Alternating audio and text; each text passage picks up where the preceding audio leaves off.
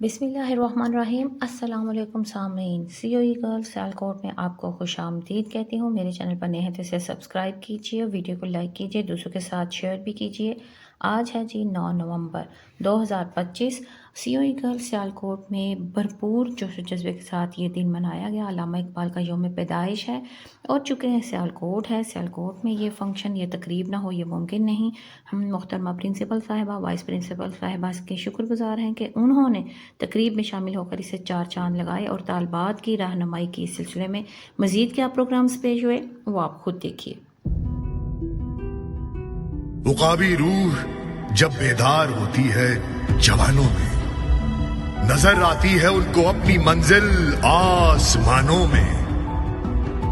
नहीं तेरा नशीमन कसरे सुल्तानी के गुंबद पर, तू शाही है बसेरा कर पहाड़ों की चट्टानों में।